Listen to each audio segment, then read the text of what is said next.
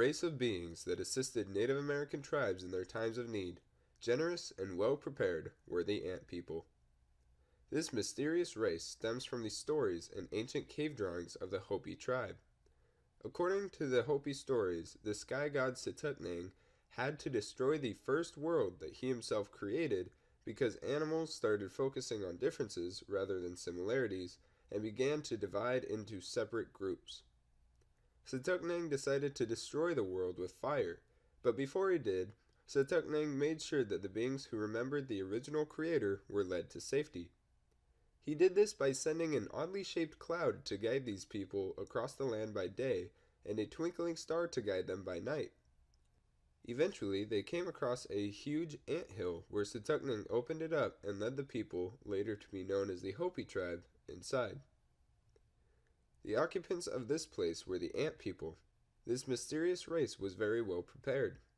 They had food in storerooms and chambers for all the Hopi people to live.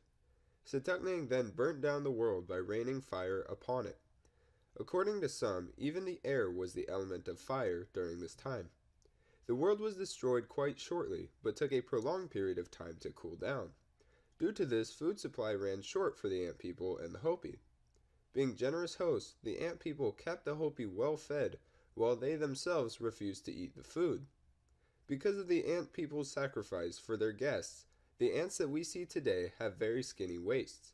Also during this time, the Ant People taught the Hopi the importance of food storage and the virtue of being well prepared. After the world cooled and Setuknang created land and water, he opened up the ant hill and told both the Ant People and the Hopi to spread throughout the world and multiply. The Ant People did this very effectively and spread throughout the New World at a very fast rate due to how adaptable and prepared they were.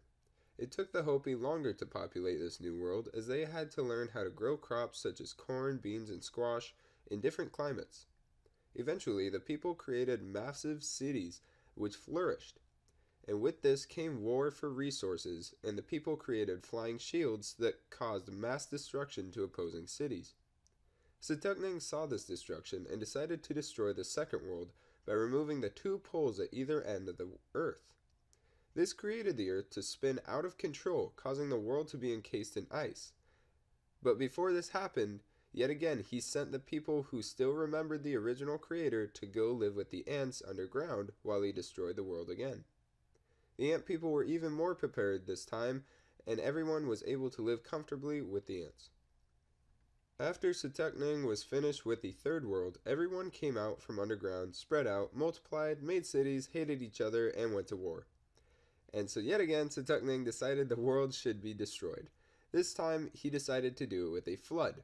So yet again, he took the people who remembered the original creator, had them live with the ants, made the world perish with a flood. Everyone came out from underground, spread out, multiplied, made cities, and finally figured out that they could live in peace. A clan of these people called themselves the Hopi, meaning one who is mannered, civilized, peaceable, polite, and who adheres to the Hopi way. The people of this tribe still believe that they rose up from the ground, which is a direct correlation to a rising up from the anthill. And you hear the stories about us coming down from Alaska through the Bering Strait, but what we believe is we came out from the ground. Astonishing. That was the myth, but what is the link to reality?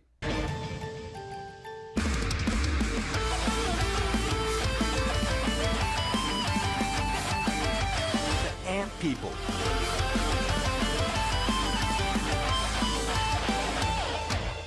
The time period in which the raining of fire occurred was around the same time that scientists have said a lot of volcanic activity was going on. The second time the world perished, by being encased in ice, may have been due to a very harsh winter or the movement of Ice Age glacier caps. There is also evidence of ancient people living in complex underground caves, such as a system found in Cappadocia, Turkey, called Derin Kuyu. This incredible engineering feat would be extremely hard to replicate even today with modern tools, due to how soft the stone material was they were working with. Derin Kuyu is 13 stories deep and has ventilation shafts that run all the way down, with 15,000 smaller ventilation shafts that run off the main ones. It has enough chambers to hold 20,000 men, women, and children. And there is also evidence of storerooms, stables, and even religious centers, which may have been made in honor of Sutuknan, the sky god. The ant people may have lived in Egypt in 1300 BC.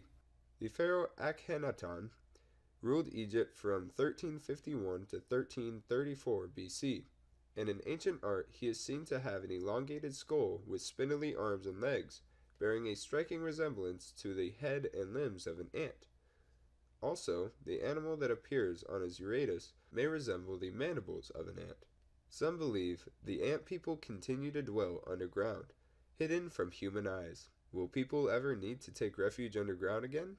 Perhaps from the wrath of Sutuknan? Who knows? But if we do, I'm sure the ant people will come to our rescue.